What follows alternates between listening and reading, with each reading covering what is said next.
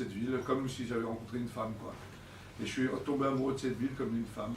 Mais comme d'une femme, elle m'agace aussi parfois. Comme une femme, elle peut m'agacer, mais elle me fascine. C'est un fantasme, Marseille, pour beaucoup de gens. Et pour beaucoup de gens, c'est plein d'a priori, plein de préjugés, comme il y en a beaucoup dans le Nord, comme il y en avait. Dany est passé par là, il a foutu un coup de balai à tout ça.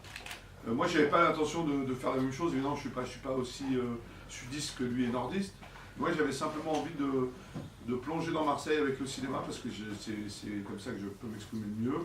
J'avais envie de parler de Marseille, parce que, franchement, cette ville m'a vraiment fasciné, et me fascine encore.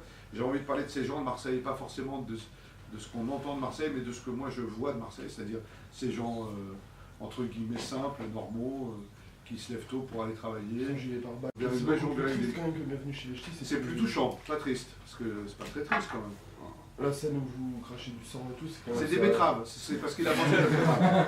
Ouais, non, mais c'est. Le film est comme ça. Familiaux, votre père et tout, c'est pas fait que pour rigoler non plus, quoi. Non, mais moi,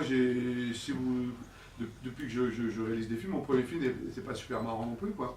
Mais c'est un peu une comédie à l'italienne aussi. Oui. Il y a ce côté, effectivement, où il y a le côté triste. C'est moi, je dis, c'est un film, ce sont des gens qui traversent des drames avec l'humour. Si c'était une image, quoi, mais c'était une manière de dire que je suis allé au bout de moi-même. Mais en même temps, au-delà de ça, au-delà de la famille d'immigrés italiens, je pense que c'est, on voit toutes les communautés dans Marseille. Moi, ce que j'aime beaucoup dans le film de Calmerade, c'est qu'on voit Marseille par touche, quoi, parce que c'est très difficile. Chacun a son Lille, chacun a son Lens, chacun a son Roubaix, quoi, chacun a sa ville. C'est chacun des gens du Nord. Oui, c'est bien. Chacun la vie, voilà, chacun la vit différemment à sa ville, quoi. Et donc voilà, quoi. Et donc c'est difficile de dire, bon, moi, je sais ce que c'est Marseille, et je vais vous dire, c'est comme si on dit, je vais faire un film sur la femme, je sais ce qu'il c'est, quoi, et je vais en prendre une. Non, il y en a un million, c'est pareil, quoi. Donc il fallait bien prendre un biais, et là c'était le biais de cette famille qui se situe pile au milieu entre les quartiers nord où il y a une mort par. Il y en avait une aujourd'hui, j'ai pas vu la presse. Non, pas c'est pas normal. Non, il est tôt là. Il dort encore. Raconter un film à Marseille, écrit avec lui, où je veux parler d'une famille d'origine italienne, ça peut pas être quelqu'un d'autre que lui. En plus, j'avais vu un spectacle qu'il avait fait qui s'appelle Qu'à Marseille, peut-être que vous l'avez vu ce spectacle-là, où il parle de Marseille. En fait, c'est son spectacle qui a inspiré le film, il faut être honnête. Hein. Moi, quand j'ai vu le spectacle Marseille, j'ai vu plein de personnages. Il y a des choses du spectacle dans le film. Il y a Comment ? Des chèvres aussi. Oui, il y a des choses du spectacle. Donc, d'abord, c'était normal qu'il soit dans le film.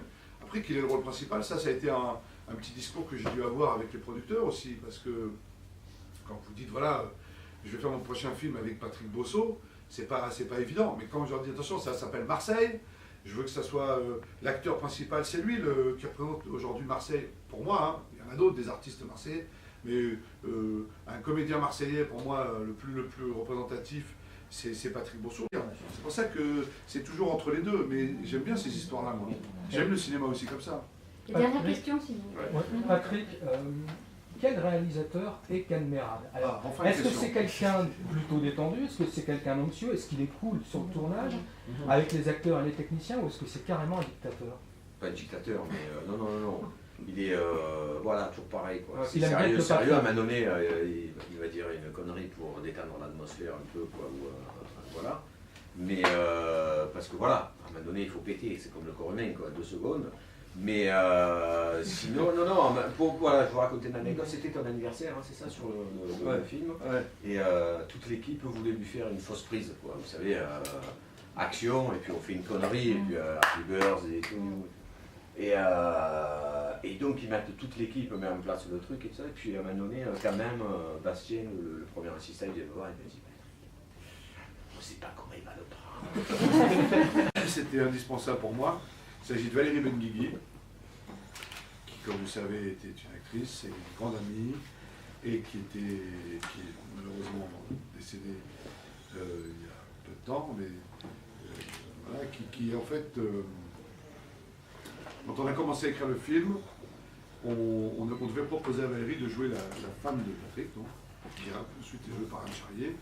Le rôle donc c'est appelé Valérie, on a gardé le rôle de Valérie et j'ai décidé de lui dédier un film puisque c'était d'abord une très très chère amie à moi, ça me paraissait indispensable, mais comme je le fais assez discrètement, vous êtes sûrement la deuxième personne qui me parle de cette film. Merci beaucoup. Merci. Oui, c'est bon. Alors, c'était...